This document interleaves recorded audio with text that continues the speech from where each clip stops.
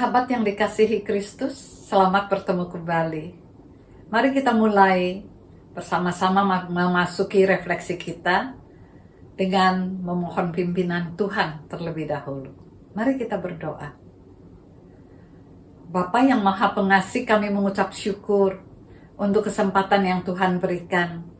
Hari ini kami mau belajar dari firman Tuhan dan kami melakukan refleksi bersama-sama tentang bagaimana menjadi orang-orang yang kreatif melakukan apa yang disebut dengan tindakan kasih yang timbal balik.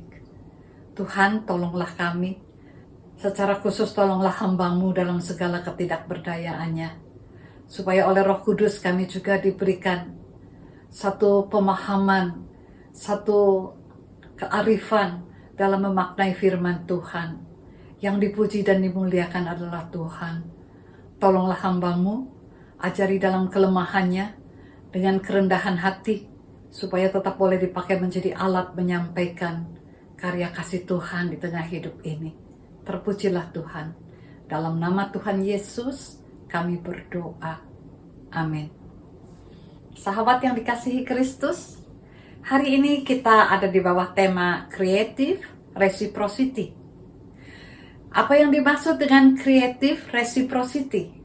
Sebelumnya saya akan men-sharekan dahulu pengalaman dengan saudara-saudara kita yang melayani di Mumi Waren. Mereka adalah orang-orang yang mendedikasikan dirinya mengajar di sekolah Kristen yang ada di sana, mulai dari tingkat anak-anak TK sampai dengan SMA. Dan di sana juga ada anak-anak yang tinggal di asrama, di mana mereka dididik dan mereka juga terus diberikan pengarahan untuk menjadi orang-orang yang punya daya juang yang tangguh. Ketika kami diperkenalkan oleh Dr. Eka dengan pelayanan pesat di daerah Mumi Waren, kami selalu merasa diperkaya kalau datang ke sana. Bagaimana mungkin di daerah yang alat transportasinya hanya 1 kali sehari, dengan mereka mempunyai anak-anak kecil, dalam hidup yang sangat sederhana, toh mereka punya wajah yang tidak menggambarkan bahwa mereka sangat menderita karena mengabdi. Tapi mereka penuh sukacita, penuh ketenangan. Di alam yang begitu terbuka, tiba-tiba kita menyadari sesuatu yang membuat kami selalu merasa diperkaya kalau datang ke sana. Satu kali kira-kira di tahun 2009, kami mulai tahun 2007 ke sana. Kami akan membagikan apa yang dikatakan dukungan yang biasa diberikan tiap bulan, tapi setahun sekali kami berikan sendiri dengan kunjungan kepada mereka. Dan pada saat dalam perjalanan, di tempat di mana hanya ada satu toko yang menjual bahan makanan, saya kemudian bilang sama teman-teman, yuk kali ini kita berikan oleh-oleh untuk mereka. Jadi kita urunan dan kita membeli baik beras, baik ikan asin, baik minyak dan gula, telur, dan juga Indomie, dan kami siap untuk memberikan kepada mereka. Ketika kami sampai di sana, seperti biasa mereka menyambut dengan ramah, kami ngobrol, lalu kami diajak untuk makan siang bersama. Setiap kali kami diajak makan siang bersama, sebab mereka tahu tidak ada warung dan perjalanan pulang itu jauh. Nah, pada saat akan makan siang bersama, saya katakan, kita juga bawa oleh-oleh kali ini, selain dukungan yang diberikan kepada mereka secara rutin. Jadi kita bawa oleh-oleh dan oleh-oleh itu diturunkan. Ketika karung-karung beras mulai diturunkan, mereka hanya memandang. Lalu kemudian mereka katakan, ya terima kasih, lalu mari kita makan bersama. Salah seorang guru ditunjuk untuk berdoa. Ketika guru itu terdiam agak lama dan kemudian memulai kalimat doanya, tiba-tiba dia menangis terseduh-seduh. Dalam tangisannya yang membuat doanya terbata-bata itu, dia menceritakan bahwa syukur kepada Tuhan. Sebab ketika mereka memasak beras mereka yang terakhir untuk menyambut kami para tamu, tiba-tiba Tuhan mengirimkan beras berkarung-karung. Saya merasa bertemu dengan keajaiban yang tidak pernah terpikirkan. Biasanya setiap tahun kami tidak membawa oleh-oleh. Kenapa pada kali ini kami tergerak untuk memberikan oleh-oleh? Dan tiba-tiba kami mengerti apa yang disebut dengan kasih Tuhan yang lebih besar daripada tindakan belas kasih, tindakan yang disebut dengan respon kreatif terhadap apa yang Tuhan anugerahkan dalam hidup kita. Tiba-tiba kami mengerti bahwa ketika mereka menyerahkan diri dan keluarganya, bukan dengan rasa pedih dan ketakutan, tapi karena mereka bersyukur Tuhan sudah mengasihi mereka lebih daripada apa yang mereka persembahkan melalui hidupnya. Tanpa itu, saudara-saudara, kemiskinan tinggal dilihat sebagai kemiskinan. Ketidakberdayaan tetap dilihat sebagai ketidakberdayaan.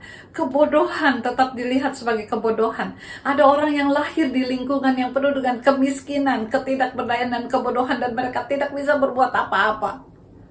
Perasaan terenyuh, perasaan marah, perasaan sedih, kemudian tidak menghasilkan gerakan apa-apa.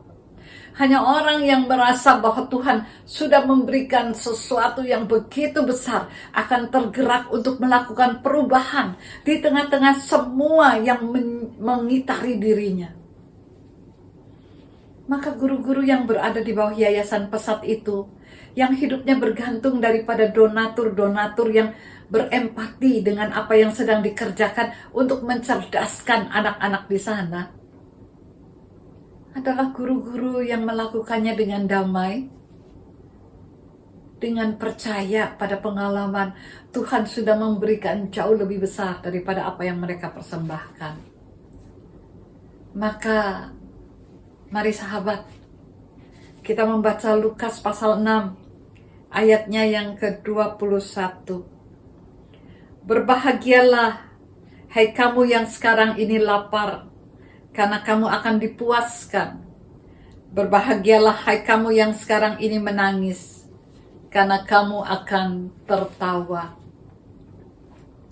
Dalam ayat ini yang dimaksudkan Tuhan Yesus adalah kesedihan, air mata, dan rasa lapar tidak akan pernah ditinggalkan sendiri. Yang disebut berbahagia adalah orang yang mengalami di tengah-tengah apa yang sedang mereka jalani, dalam rasa duka, dalam rasa lapar, dalam rasa tidak berdaya dan tidak punya apa-apa. Mereka bukan orang yang malang. Mereka orang yang dikasihi Kristus.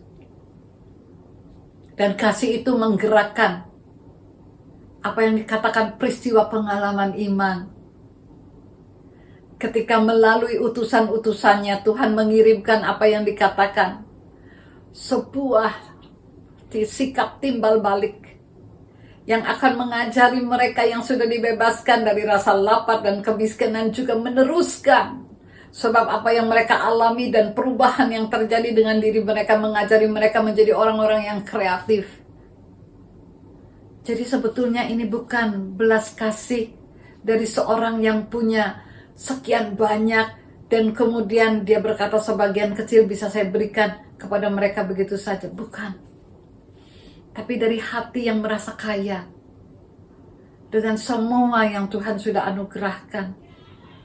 Dari sebuah pemulihan hidup yang menjadikan keberadaan itu menjadi sangat-sangat berarti dan berharga, sehingga mau menjadikan keberadaan yang membuat orang tidak berdaya dilakukan apa yang disebut dengan gerakan kreatif yang membebaskan mereka dan bersama-sama menikmati apa yang disebut dengan kebahagiaan di dalam Tuhan.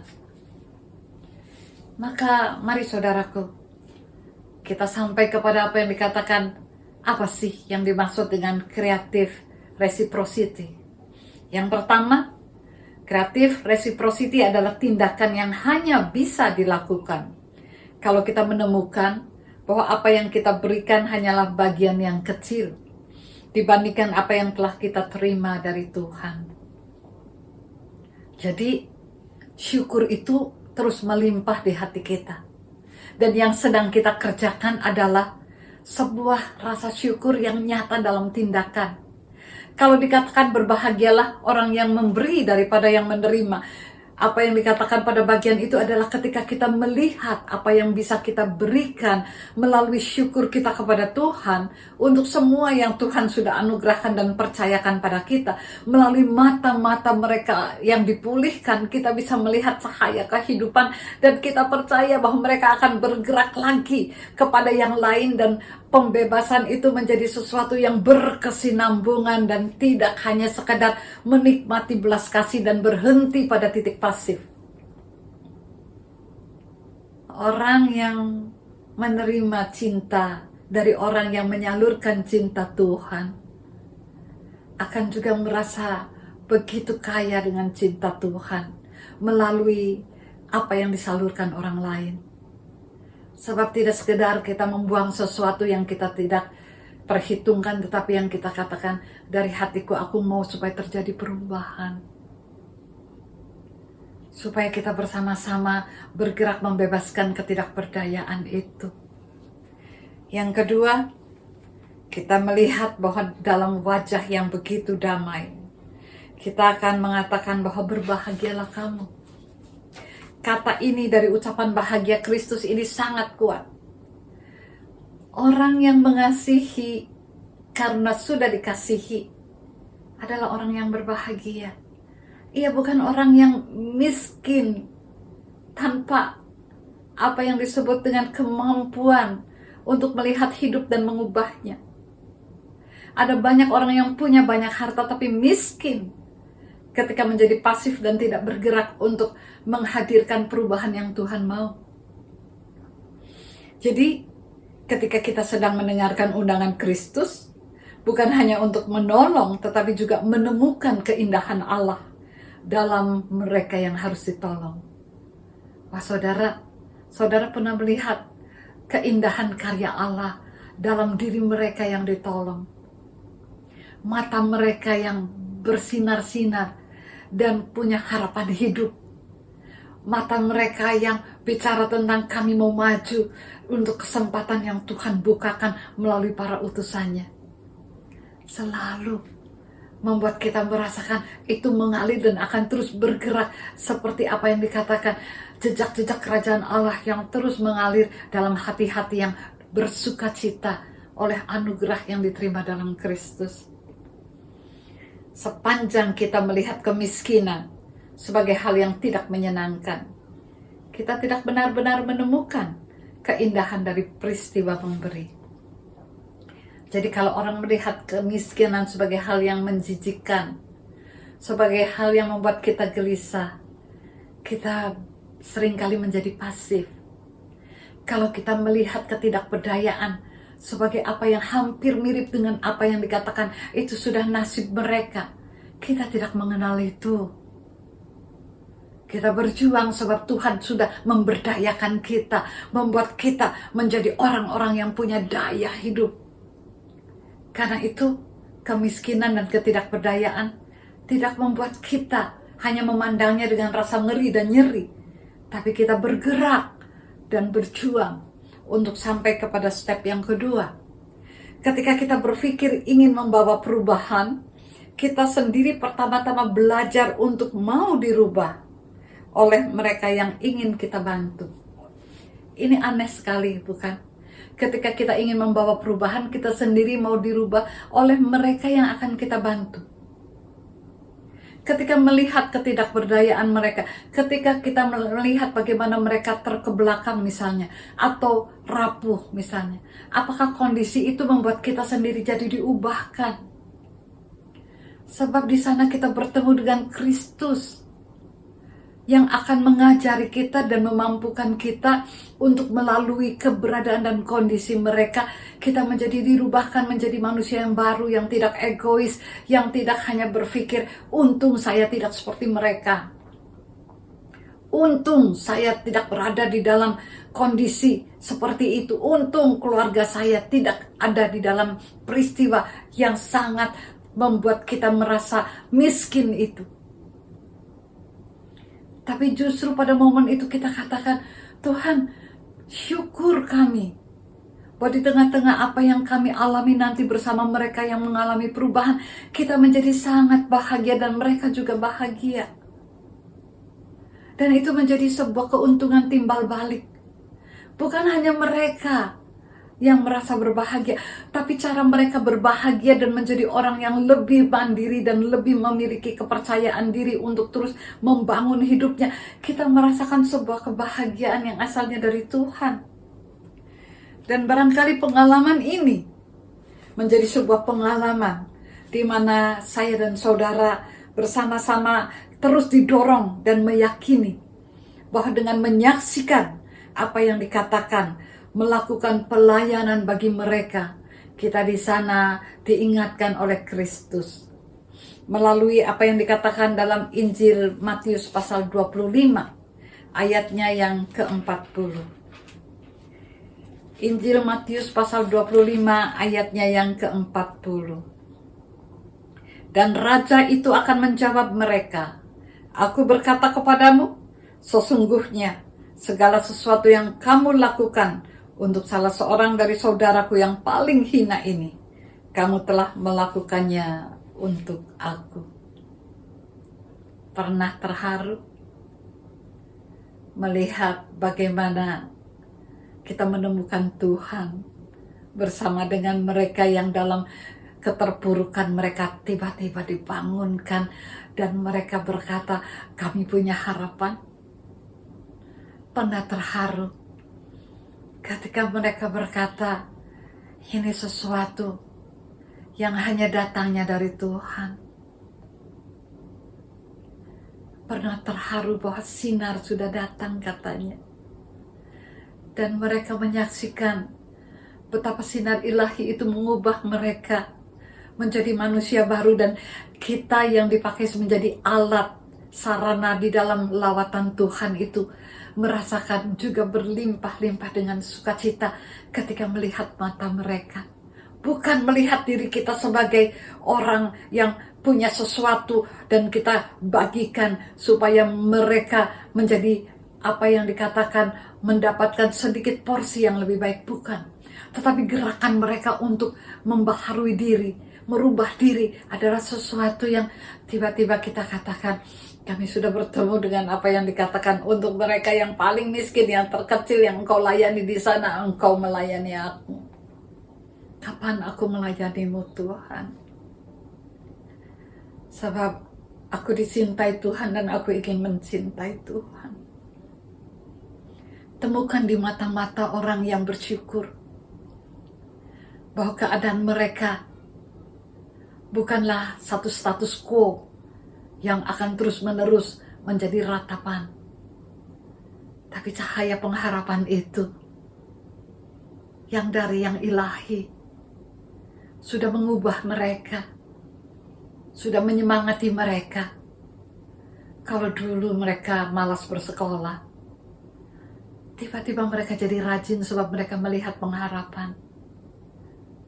Kalau dulu di dalam asrama mereka terus-menerus menjadi pemberontak karena penderitaan mereka dan kekerasan dalam rumah yang mereka alami sebelumnya, tiba-tiba mereka menjadi orang yang baru. Orang yang tahu bahwa mereka ingin jadi sesuatu yang berbeda. Maka para duta-duta dan utusan Tuhan cuma bisa bersyukur. Sebab di mana dalam segala keterbatasan itu Tuhan menampakkan diri. Tuhan terus menghadirkan diri. Yang disebut terlebih baik, memberi daripada menerima, itu mesti ada dasarnya. Karena kita sudah diperlengkapi dengan begitu luar biasa. Dan ketika kita memberikan apa yang dikatakan persembahan diri, kita menemukan orang yang siap untuk menerusi apa yang dikatakan, berbahagialah kamu yang lapar dan miskin, sebab engkau akan dikenyangkan dan engkau akan mendapatkan apa yang dikatakan keindahan dari kasih Tuhanmu. Mari menerusi gerakan ini, sebab mata orang-orang yang diberi cinta Tuhan itu, di sana kita belajar menjadi kaya. Waktu melihat mereka tersenyum, waktu melihat mereka punya semangat hidup, waktu melihat mereka berkata, Wah, kami tahu sekarang bahwa Tuhan itu membuka jalan yang penuh dengan pembaharuan. Kami mau diubah, kami mau jadi berbeda. Di sana kita ketemu Dia. Di sana kita berkata, aku menemukan Dia di mata mereka yang ingin diubah, Tuhan. Selamat. Jadi sahabat-sahabat Tuhan. Tuhan memberkati kita. Amin.